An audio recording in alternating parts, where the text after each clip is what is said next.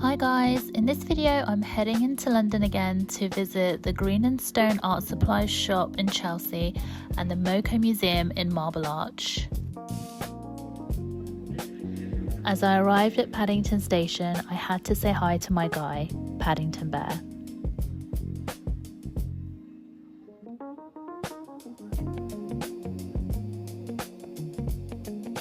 Then I was on my way to catch the tube to Gloucester Road Station.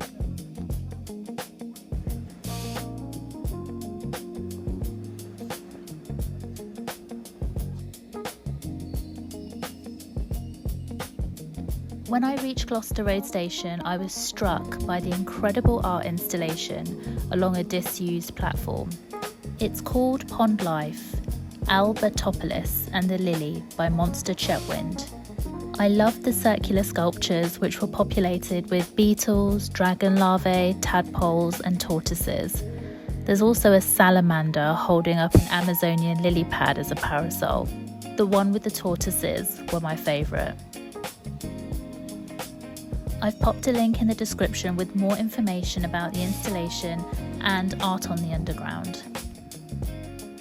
Next, I headed up to the street and made my way on foot through Kensington to my first stop, which is Green and Stone. I love walking these streets and taking in the beautiful homes and buildings. I really lucked out with the weather. It was a beautiful sunny day. After a short 10-minute walk, I arrive at Green and Stone. Green and Stone was actually first established in 1927 on the King's Road in Chelsea, and it relocated to Fulham Road in 2018, just a short walk away after dealing with building issues and flooding. I feel they maintained a lot of character, which was brought over from the previous store. And the shop has a very vintage and authentic feel to it. As well as art materials, they also sell some charming antiques and vintage items dotted around the store.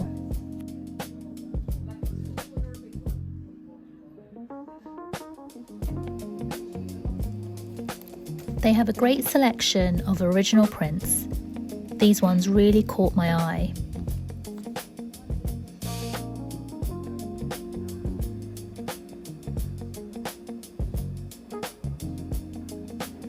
The front of the store had a cute gifting section filled with postcards, wrapping paper, greeting cards, gift bags and ribbons.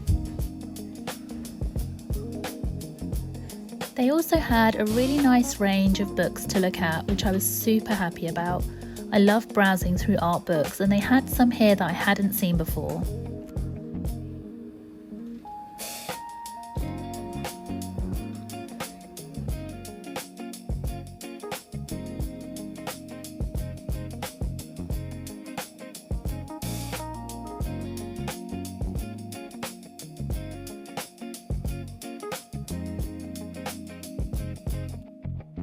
They have a pretty extensive calligraphy and stationery section as well, filled with a wide range of high quality inks.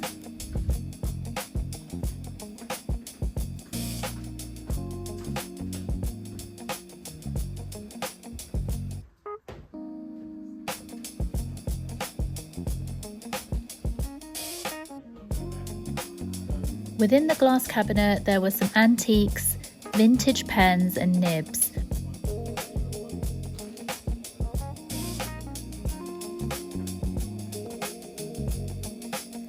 They had drawers and drawers filled with lots of different types of nibs.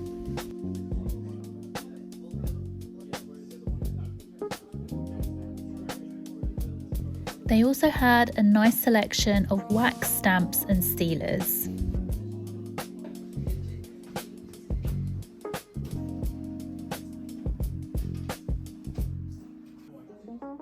I absolutely love these cabinets filled with antiques.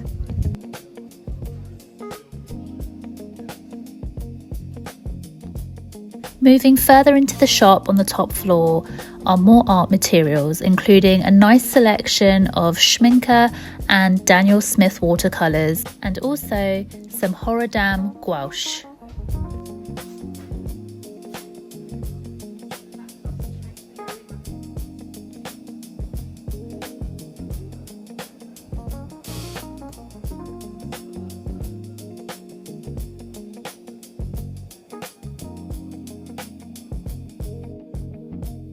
There was a really nice selection of brushes and palette knives.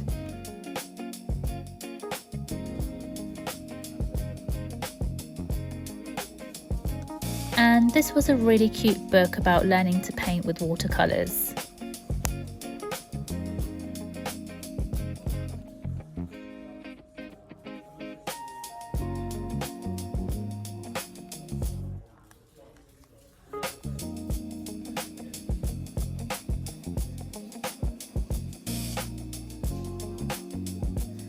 The more I was in the store, the more I felt like I was in my art classroom at school. It just had that vibe.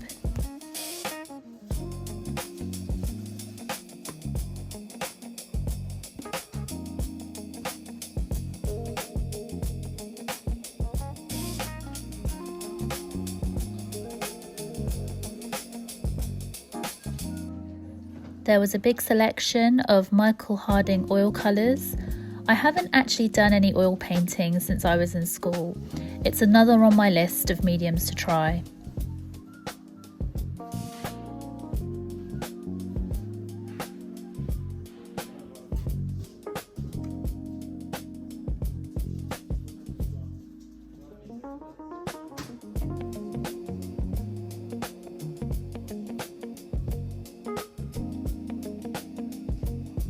Some Old Holland classic oil colours.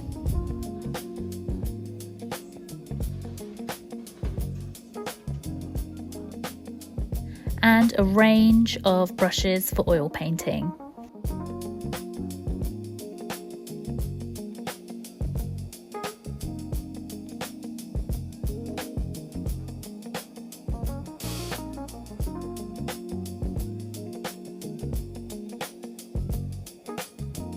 There was some more drawers to snoop in.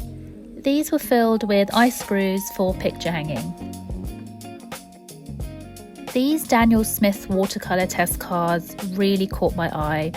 A great way to test the range without having to invest a lot of money, and a cute touch as it's designed as a greeting card with an envelope, so it's a great gift idea for any watercolour lovers. So that was upstairs, pretty much covered. I was very excited to see what they had in store downstairs. Hanging on the side were some cool rucksacks and satchels.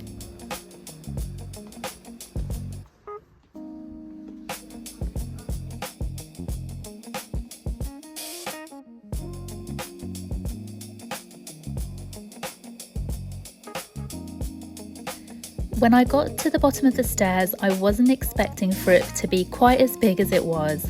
I couldn't wait, so I decided to walk all the way through to see what was available downstairs.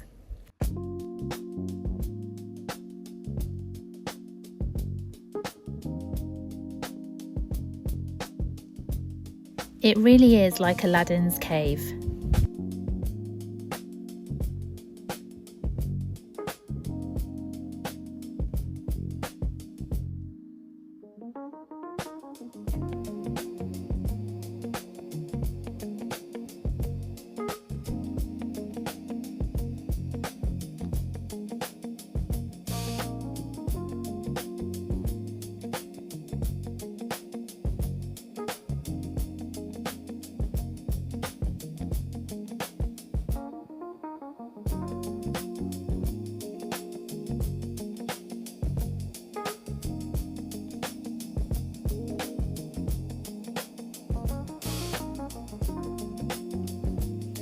Right at the back there was a card making area filled with paper, craft materials and paint.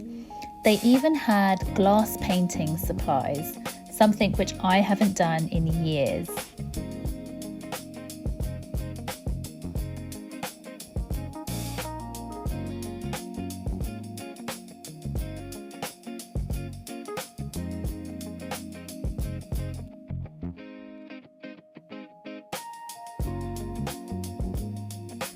As it was just before Easter, there were themed crafts set up, along with a cute children's section full of art materials, activities, and plenty of stickers for little ones.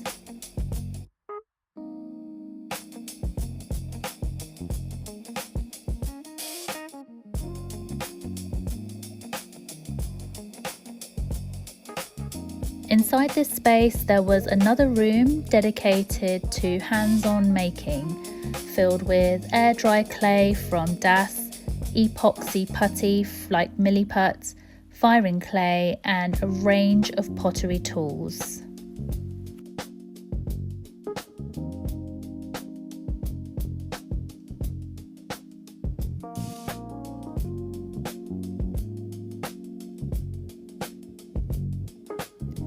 There was also a small selection of modelling paints, some adhesives like glue and blue tack, and also a range of resin and binding agents.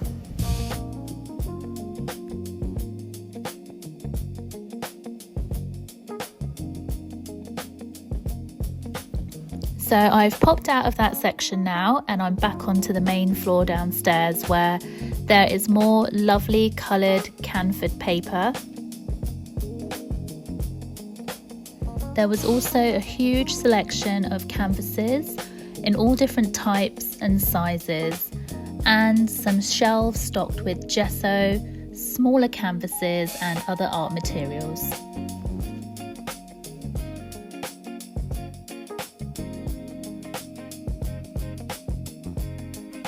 You can cut your own canvas sheets here too, which is very cool. And there were lots of easels. I think a lot of these, if not all, were antique.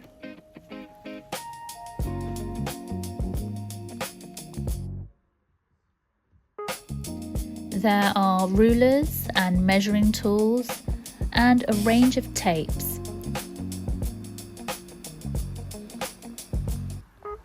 There was also a nice display of antique measuring tools, and in the drawers underneath there were lots of sharpeners, erasers and pencil lead refills.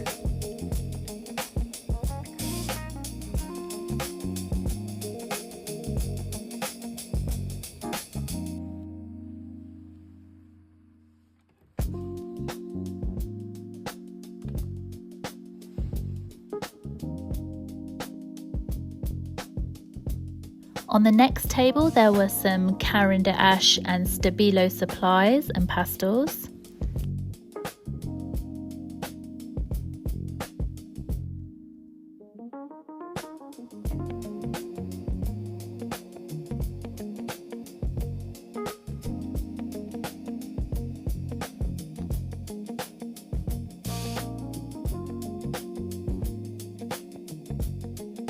This section had some Conti Caris sketching and colour crayons. These drawers were filled with Sennelier soft pastels.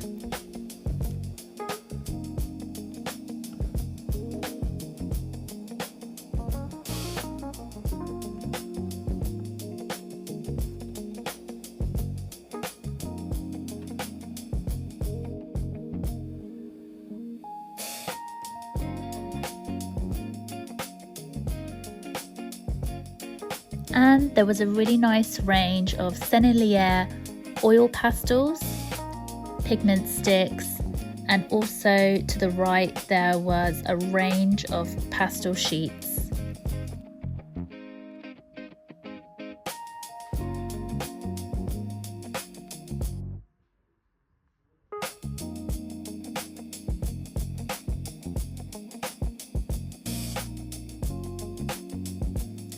There was a nice little display of Posca pens.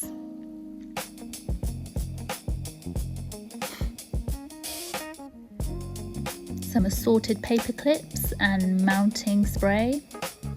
Some Faber-Castell pens. And moving on now, there were a range of markers and more pens.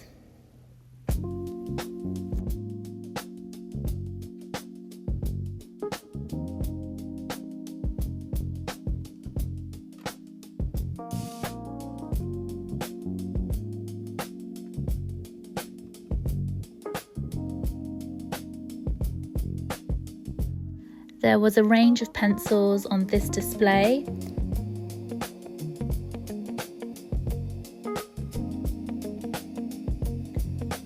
and also a wooden horse for any horse enthusiasts. Okay, so next is a section I get lost in for ages: sketchbooks. I don't know what it is, but I just love hunting through sketchbooks, and I definitely have more than I need, but it's always nice to have a look and maybe pick up a couple of more to add to my collection. There was a really nice range here, and I spent a good amount of time sifting through these shelves.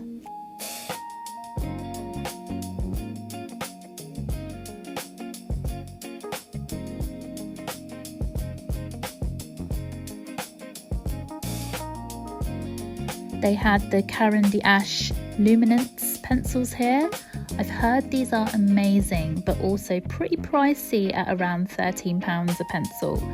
Definitely an investment piece.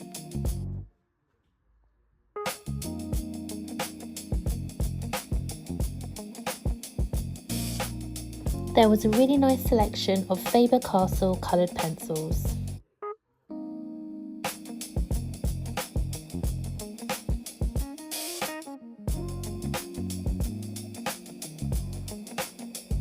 This Andy Warhol painting kit really caught my eye and would make a great gift even to myself.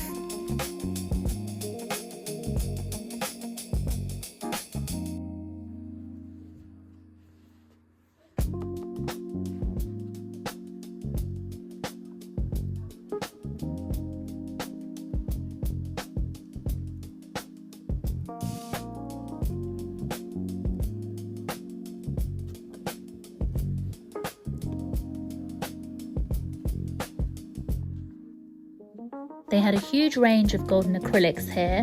I've used the fluid acrylics for lots of paintings in the past, and I absolutely love them.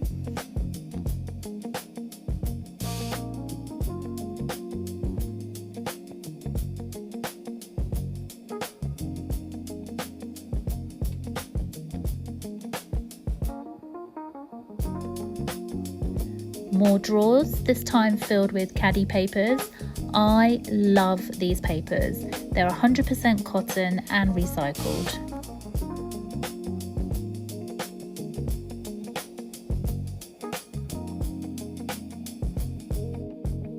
More handmade sketchbooks. It was really beautiful, but just a little bit out of my price range today at £66. But I get it, the quality is awesome.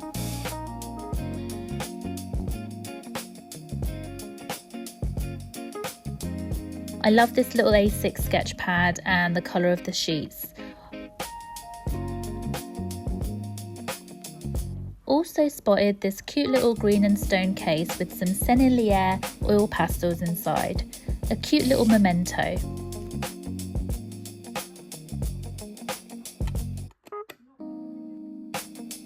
Right, that was the downstairs cupboard. I spent over an hour in there because there was just so much to look at.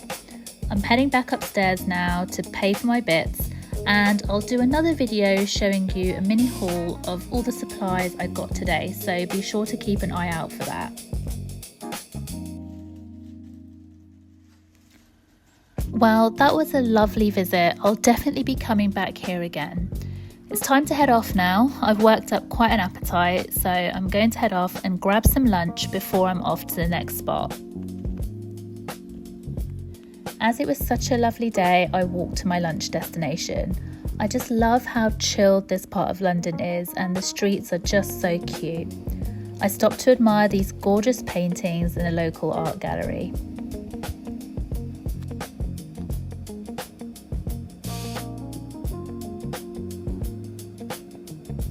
So I decided to treat myself to one of my favourite places to eat in London, Dishoom.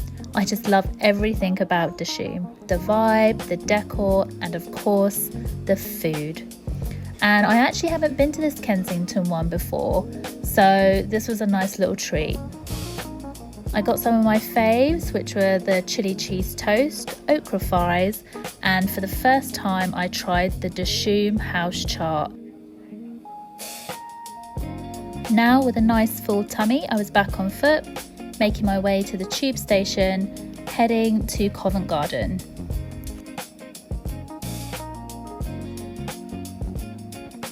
I'm going to say it again, I really lucked out with the weather today and really enjoyed my walks around London. Now I was off to my next spot, which is the London Graphic Centre for a little browse. Now this place is split across 2 floors and it is huge. I didn't get a lot of footage here as I wanted to save on battery for my next stop. But I did do another tour video here back in 2024, which I'll link at the top of this video. I may do an update though, as there have been a few changes since then. I did pick up a few little bits at the London Graphic Centre, which I'll also share in another video. But then I was back on the tube, heading to my next destination, which is the Moco Museum at Marble Arch, featuring works by artists like Andy Warhol, Banksy and Jean-Michel Basquiat.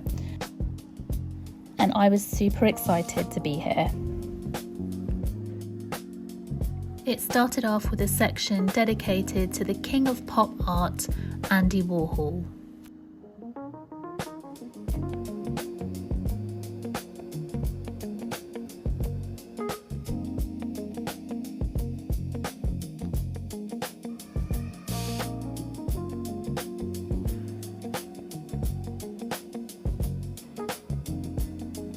There was some colourful and vibrant artworks by Damien Hirst.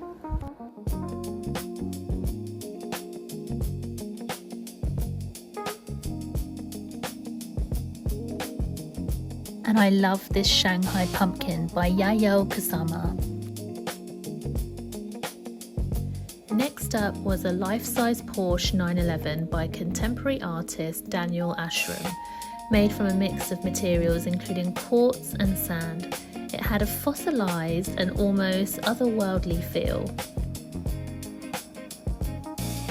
This really was a standout piece for me. I really loved the craftsmanship, the crystals and the use of materials and all the intricate details.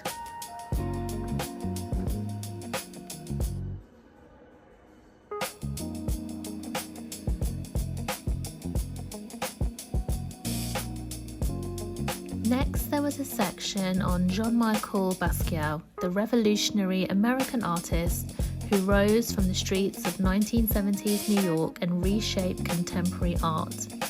He was a self-taught prodigy inspired by African art, jazz and street culture.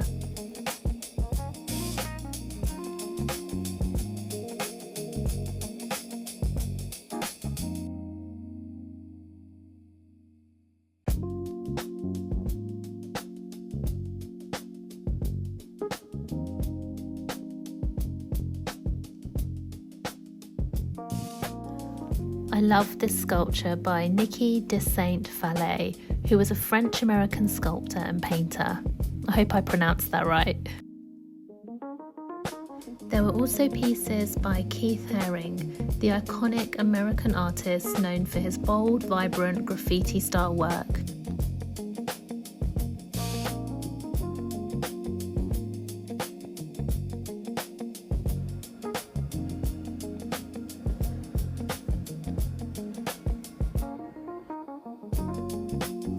Next, I headed down to the lower ground floor, a multi-sensory space filled with immersive installations, atmospheric lighting and cutting-edge technology.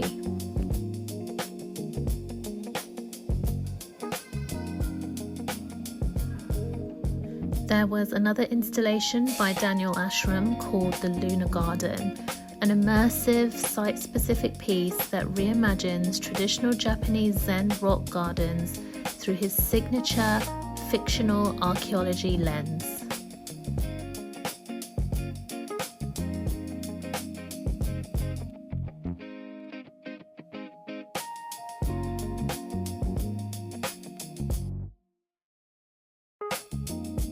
There was some really cool digital art on display and I absolutely loved these installations and the optical illusions they provided.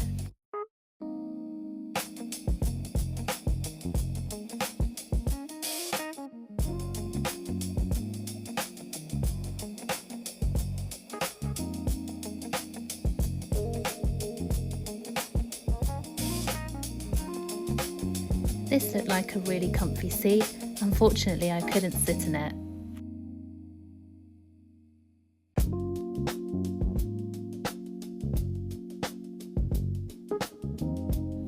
There was a section dedicated to NFTs. This room featured Heart Space by Krista Kim, an immersive installation that turns your heartbeat into waves of colour, light and sound. I placed my thumbs on a sensor and my real-time heartbeat became part of a shared digital canvas, blending with others in a mirrored space to show how we're all connected.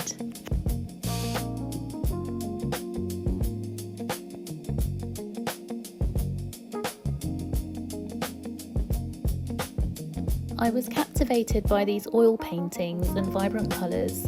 They are called Metaphysical Portals by Pilar Zeta. Rooted in her mystical futurism style, the works blend metaphysics, sacred geometry and cosmology, creating immersive pieces that explore perception and space. These amazing rugs were created by the super talented Miranda Makarov. I absolutely love them.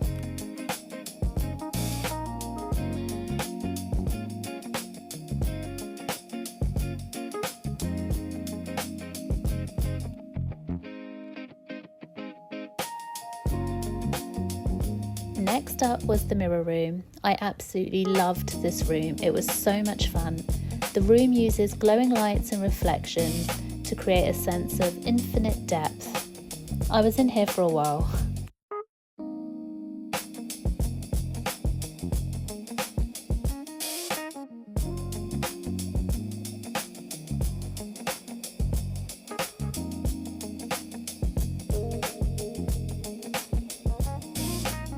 Another incredible piece by Miranda Makarov. I'm a big fan of this.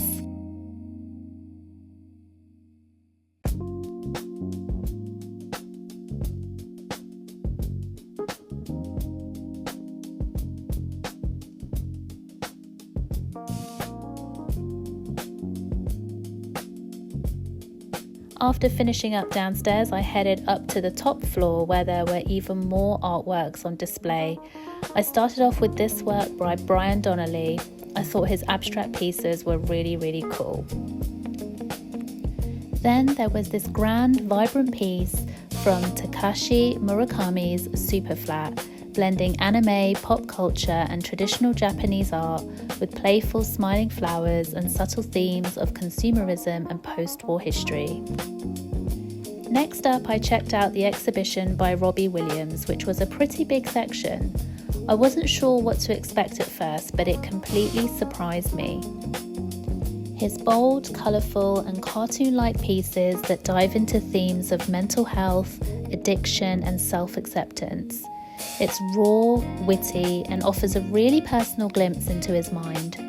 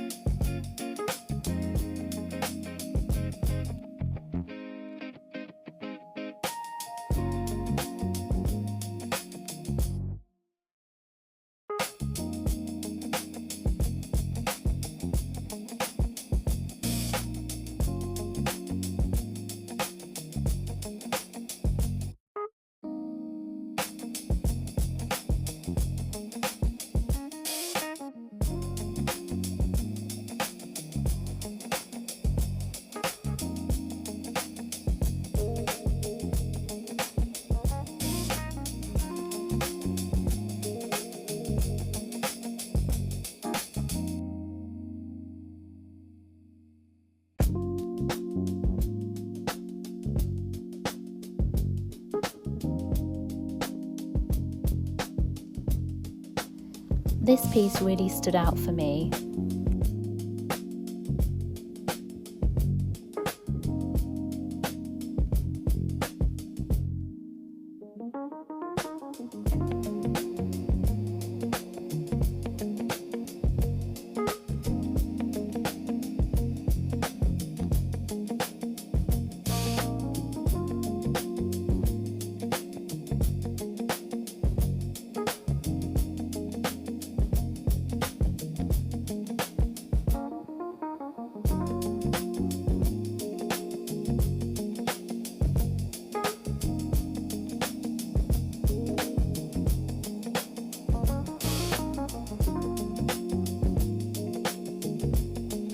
There were also some artworks by Banksy, the anonymous Bristol-born artist known for his satirical, politically charged street art. Using bold stencils and dark humour, his work challenges themes like war, consumerism, and authority, often interacting directly with urban spaces.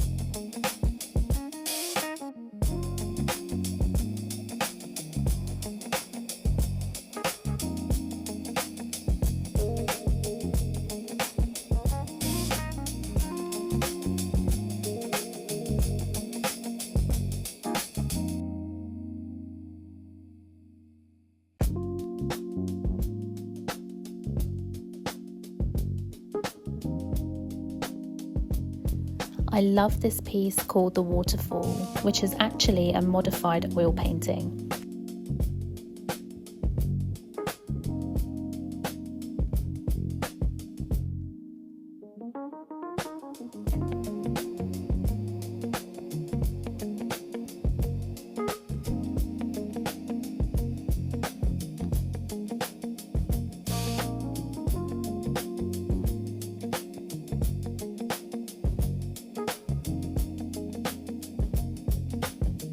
This is a nice little window seat to take a break. You can relax and either admire the art or look out at the view outside. I really like these bold works by Julian Opai.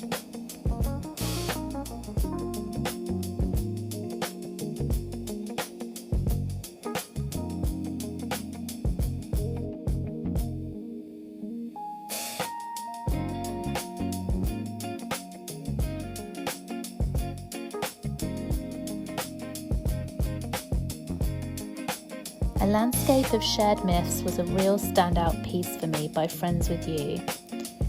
Based in Los Angeles, they create immersive installations and sculptures that feel like modern new mythology, built around joy, connection, and positivity. I spent a long time looking at it, spotting familiar characters and hidden figures throughout the piece.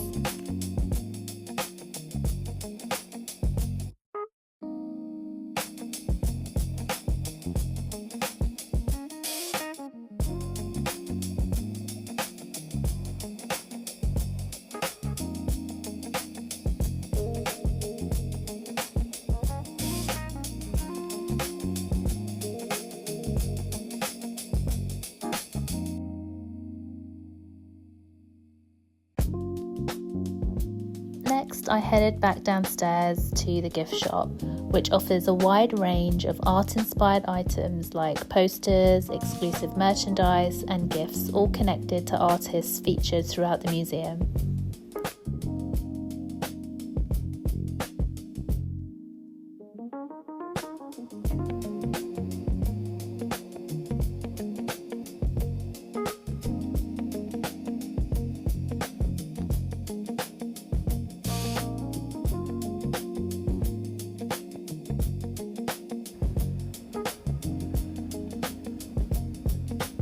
I had a really great day out in London today, and when I got home I dedicated a page in my sketchbook to some of my favourite moments. I hope you enjoyed coming along with me, and I'll see you next time.